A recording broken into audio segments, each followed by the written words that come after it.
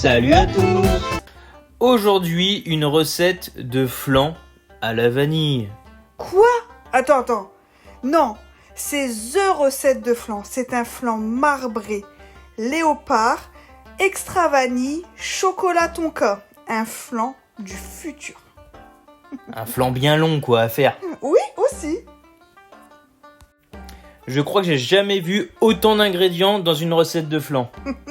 Alors, on va avoir besoin de toute la cuisine, 140 g de beurre, 220 g de farine, 90 g de sucre glace, 30 g de poudre d'amande, une pincée de sel, un œuf battu, cacao facultatif pour le léopard, plus caramel en poudre ou nappage. Pour la crème pâtissière, on va partir sur 435 g de crème liquide. Attention, toujours minimum 30% de matière grasse. 500 g de lait entier, 2 gousses de vanille, comme ça va être très vanilleux. Un quart de fève tonka, 60 g de chocolat noir, 100 g de sucre, 50 g de maïzena et 60 g de jaune d'œuf qui fait environ 2 jaunes d'œufs. On va mettre tous les ingrédients dans le batteur. Non. Je réalise ma pâte sucrée à la main. J'aime toucher le beurre. On met 140 g de beurre, 220 g de farine, le sucre glace 90 g, la poudre d'amande 30 g et on met une petite pincée de sel.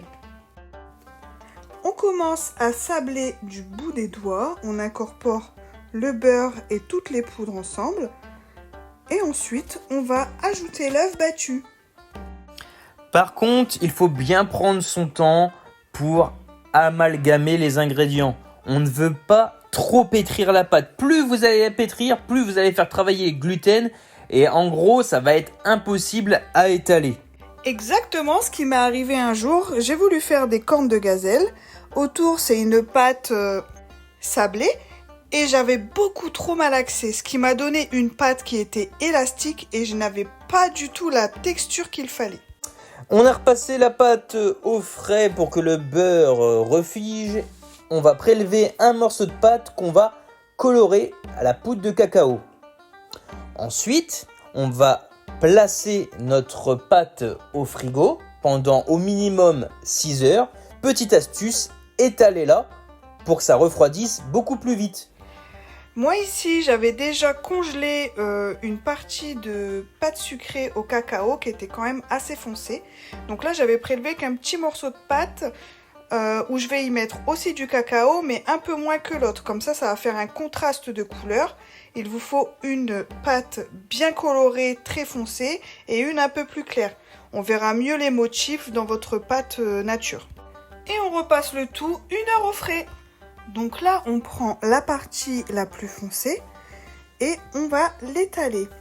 Comme on peut constater, il n'y a pas beaucoup d'intervention du prof. Alors, excuse-moi, quand moi je fais un flan en même pas 30 minutes et qu'on m'a annoncé un flan en plus de 12 heures, excuse-moi de ne pas être emballé. Il n'y a pas 12 heures, il y a 6 heures de repos, on fait la pâte la veille, on est tranquille. Oui. On prend la partie la plus claire. Je vais l'étaler et après, je vais la rouler en boudin. On dépose la pâte la plus claire, donc le boudin, à l'intérieur de la pâte la plus foncée. On va rouler le tout et on va placer ça au congélateur. Exactement le même principe que le pain de mie en fait. Exactement le même principe que le pain de mie léopard. 1 heure plus tard, notre petit boudin est congelé. On va pouvoir détailler en tout petits disques. Il faut les couper très finement parce qu'après on va les incorporer dans notre pâte nature. On dirait des rondelles de saucisson, tu prépares l'apéro ou quoi? Non, c'est bien du chocolat. Ensuite, ce que je vous conseille de faire, c'est de prendre vos petits disques et de les déformer légèrement avec vos doigts si vous voulez quelque chose qui fasse plus naturel, plus sauvage et moins régulier. On sort notre pâte nature du frigo et on va passer à l'étape de abaisser. Un terme L'abaisse. Voilà, c'est ça me rappelle notre vidéo sur le vocabulaire. C'est ça. Voilà, donc on prend bien de la farine, on fait attention que ça ne colle pas. On va chercher une épaisseur d'environ 3 à 4 mm. Une fois la bonne épaisseur, on va prendre son cercle et on va détailler notre disque de pâte sucrée. Et on la place au frais. Si vous n'avez pas de mètre ruban et que vous ne savez plus exactement la dimension de votre cercle, ce que je fais, c'est que j'utilise un rhodoïde pour prendre la dimension. Avec les chutes de pâte sucrée, on va l'étaler. Il y a deux méthodes pour l'étaler. Soit vous l'étalez de la longueur de votre cercle, ou soit vous l'étalez sur le double de la largeur. C'est-à-dire, si vous avez un cercle de 8 cm, vous faites du coup 16 cm de largeur. On va le couper en deux. Et ça nous permettra de faire du coup tout le tour de notre cercle. Exactement ce qu'on a fait ici. Et là, on décore et on incorpore nos motifs léopard sur notre pâte nature. Plus vous les placerez de manière aléatoire, et plus ça fera naturel. Moi, j'aime pas quelque chose qui est très linéaire sur ce genre de conception. Alors faites bien attention, par contre, il faut bien espacer vos motifs parce que comme on va remettre du papier cuisson par-dessus et qu'on va rétaler, ça va les élargir. Si vous les collez trop ensemble, les motifs vont se superposer. On abaisse, on fait bien incorporer nos motifs. Vous pouvez constater comment c'est magnifique. Bon, c'est vrai, ça prend environ la moitié de ta vie, mais c'est vraiment magnifique. On va beurrer et fariner notre cercle. Tu sais comment ça s'appelle ? Non. Chemiser. On va chemiser notre cercle. Voilà, ensuite, madame met un petit peu d'eau sur les bords du cercle de la pâte sucrée. Exactement, pour bien faire incorporer l'autre partie de la pâte sucrée. C'est un terme technique de pâtisserie. Cette fois-ci, je connais le mot, le fonçage de tarte. T'as raison, vas-y, fonce, accélère là, parce que la recette, elle est beaucoup trop longue. Bien sûr, je lui avais recommandé d'utiliser un cercle entremets, mais on m'a pas écouté.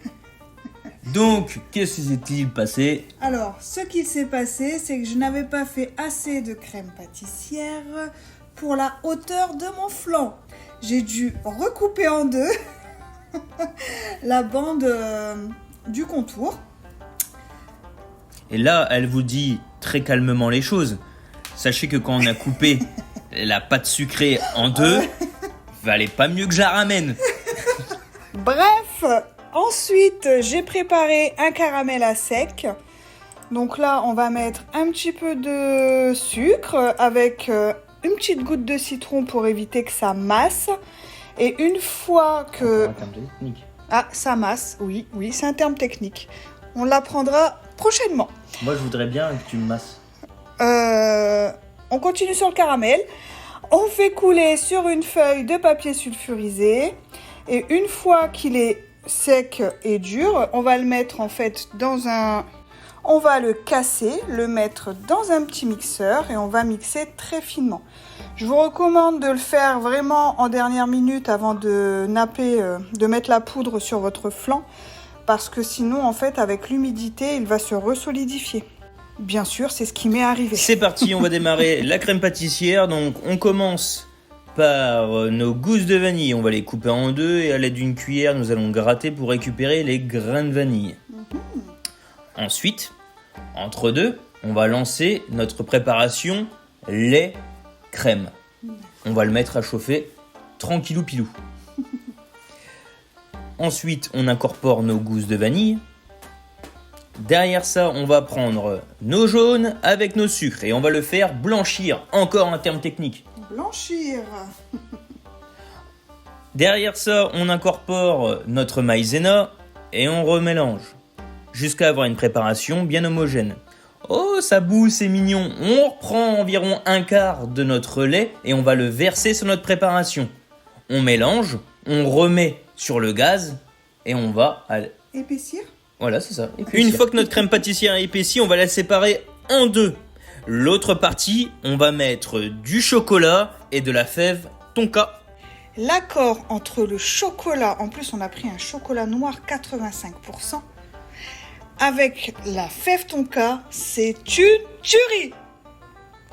Une fois la crème pâtissière pas brûlante, mais légèrement chaude, on va pouvoir les mettre dans des poches à douille. D'accord.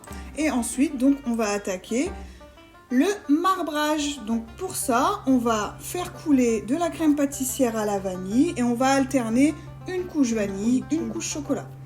Là, je vous montre pas tout, mais c'est à cette étape que j'ai remarqué que je n'avais pas assez de crème pâtissière. C'est donc à cette étape où je me suis fait tout petit dans la cuisine. On préchauffe le four à 180 degrés en chaleur statique pendant 15 minutes. Et on va envoyer ça en cuisson à 180 degrés chaleur statique toujours pendant 15 minutes.